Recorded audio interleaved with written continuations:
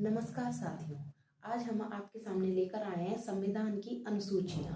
देखिए, हमारे संविधान में जो 12 अनुसूचियां हैं उनको हम आज ट्रिक के माध्यम से याद करेंगे कि किस अनुसूची में किस चीज का वर्णन किया गया है। तो हम देखेंगे, हमें सबसे पहले एक लाइन याद करनी है। वो हम देखेंगे कि संघ राज्य में वेतन भत्ता साथ ग्रहण करो, राज सहित जन क्षेत्र में शोभा संघ दल बदल पंच नगर में। हम याद करेंगे संघ राज्य में, एक बार फिर रिपीट करेंगे इस लाइन को, पूरी लाइन को हमको याद करना है। संघ राज्य में वेतन भत्ता साथ ग्रहण करो, राज सहित जन क्षेत्र में शोभा संघ दल बदल पंच नगर में। तो पहले हम डिवाइडेशन करेंगे। ये संघ राज्य में है हमारी पहली अनुसूची।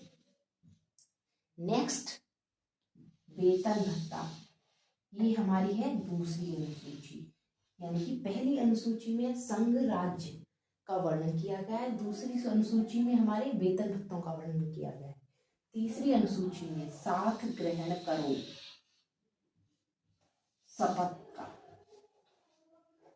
शपथ का इसमें जिक्र किया गया है, उसी से संबंधित अनुच्छेद हैं। ठीक है। नेक्स्ट चौथी अनुसूची में है हमारे राज्यसभा का प्रतिनिधित्व। ठीक है। पांचवी अनुसूची में है हमारे एससी और एसटी का प्रशासन और नियंत्रण। ये हमारी पांचवी अनुसूची में आएगा। नेक्स्ट है जन क्षेत्र में, तो जन क्षेत्र में जनजाति। छठवीं हमारी अनुसूची में किसका वर्णन है? जनजाति का नियंत्रण और प्रशासन। और सातवीं अनुसूची है हमारी 7 नंबर की, उसमें है शक्ति का बंटवारा। वो हम आपको नेक्स्ट आगे बताएंगे कि किस तरीके की शक्ति का बंटवारा है। और आठवीं अनुसूची है भाषा, राजभाषाओं का वर्णन। और 9वीं अनुसूची है हमारी संघ। संघ से क्या बनेगा? संपत्ति का अधिकार। अब 10वीं अनुसूची है दल बदल। दल बदल से बनेगा हमारा दल बदल कानून की व्यवस्था है इसमें। पंच, पंच से पंचायती राज व्यवस्था। पंचायती राज व्यवस्था, इससे काफी क्वेश्चन आते हैं। पंचायती राज व्यवस्था जो है हमारी किस अनुसूची में आती है? तो संविधान की अनुसूची 11 में पंच राज व्यवस्था का वर्णन है, पंचायती राज व्यवस्था का वर्णन है। अब हमारी है 12वीं जो अनुसूची है उसमें क्या है? नगर में। इसमें क्या है? नगर पालिका। तो इस तरीके से हमने ट्रिक के माध्यम से एक लाइन हमको याद करनी है और उससे ही हमें सारे अनुसूचियों के बारे में पता चल जाएगा। जो कि मैंने 12 अनुसूचियां आपको ट्रिक के माध्यम से बताई थी। जैसा कि हमें एक लाइन याद करनी है, उसमें हमें संविधान की जो 12 अनुसूचियां हैं उनके बारे में पता चल जाएगा कि किस अनुसूची के अंतर्गत किस विषय का वर्णन किया गया है। और यही क्वेश्चन आते हैं परीक्षा में। तो हम पहली अनुसूची देखेंगे कि हमारी पहली अनुसूची है, उसमें क्या है? संघ राज्य में। हमने एक शब्द याद किया था, संघ राज्य में। तो संघ राज्य से क्या बनेगा? संघ एवं राज्य क्षेत्र का उल्लेख। संविधान में संघ जो शब्द है उसका वर्णन किया गया है। संघ से मतलब है केंद्र, और राज्य से तो पता ही है राज्य है। तो केंद्र और राज्य जो क्षेत्र हैं उनके प्रशासन व्यवस्था क्या होगी, उस चीज का उल्लेख किया गया है। ठीक है। और नेक्स्ट हम चलते हैं सेकंड नंबर पर। जो हमारी सेकंड अनुसूची है उसमें वेतन भाग। संघ राज्य में वेतन भाग, जो एक लाइन हमने याद की थी, उसकी नेक्स्ट है वेतन भाग। तो वेतन भाग से बनेगा हमारा वेतन भत्ता और पेंशन। तो देखिए कि जो भी सरकारी कर्मचारी होते हैं उनको वेतन मिलता है, भत्ते भी मिलते हैं और पेंशन भी मिलती है। जो पेंशन के योग्य होते हैं उनको पेंशन भी मिलती है। ठीक है। तो ये वेतन भत्ता और पेंशन का उल्लेख किस अनुसूची में किया गया है? वो सेकंड अनुसूची में, हमारे संविधान की सेकंड अनुसूची में। अब थर्ड हम चलते हैं, जो हमारी तीसरी अनुसूची में है उसमें किसका उल्लेख किया गया है? तो ग्रहण करो। ग्रहण करो, करो से बनेगा हमारा शपथ ग्रहण। जैसे कि हमारे प्रधानमंत्री जी चुने जाते हैं, हमारे राष्ट्रपति होते हैं, हमारे सीएम होते हैं, तो उन सबको जब वो अपने पद पर बैठते हैं तो उससे पहले उनको शपथ ग्रहण कराई जाती है। तो वो सब हमारी किस अनुसूची के अंतर्गत आ जाती है? वो तीसरी अनुसूची के अंतर्गत आती है।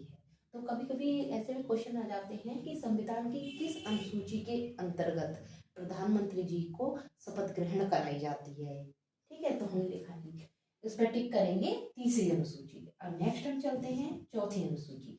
चौथी अनुसूची में क्या है? हमारे राज्य से क्या है? राज्यसभा में प्रतिनिधित्व।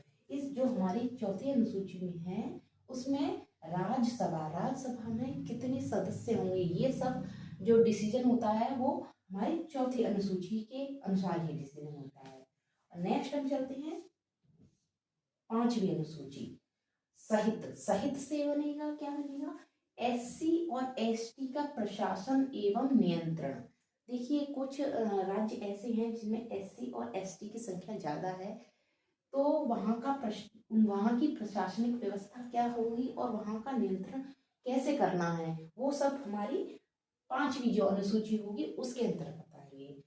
नेक्स्ट चलते हैं छठवीं अनुसूची। छठवीं अनुसूची में क्या होगा? जन क्षेत्र में जनजाति क्षेत्र का प्रशासन। जो हमारी वहाँ की जनजाति है वहाँ के क्षेत्र का प्रशासन की व्यवस्था क्या होगी, वो सब हमारी छठवीं अनुसूची में आ जाएगा। देखिए जनजाति आज पूछा जाए आपको तो छठवीं आएगा, और एससी और एसटी पूछा जाए उसकी प्रशासनिक व्यवस्था क्या होगी और नियंत्रण क्या होगा तो पांचवी अनुसूची में आ जाएगा। यहाँ की सातवीं अनुसूची पर, इस अनुसूची में किसका उल्लेख किया गया है वो हम लिखेंगे सो से बनेगा शक्ति का बंटवारा। शक्ति का बंटवारा, तो हमारी संविधान की सातवीं अनुसूची में शक्ति का बंटवारा किया गया है। शक्ति का बंटवारा से मतलब है कि संघ के पास कितनी शक्तियां रहेंगी, राज्य के पास कितनी शक्तियां रहेंगी, वो उस पर कितना पावर हो सकता है किस क्षेत्र पर, वो सब हमारी सातवीं अनुसूची में आएगा। आठवीं अनुसूची क्या है? इसमें किसका वर्णन किया गया है? सोभा। हमने एक लाइन याद की थी, उसमें सोभा शब्द था, तो भा से बनेगा भाषा। 22 भाषाओं का उल्लेख। पहले हमारी 18 भाषाएं थी, अब 22 कर दी गई हैं।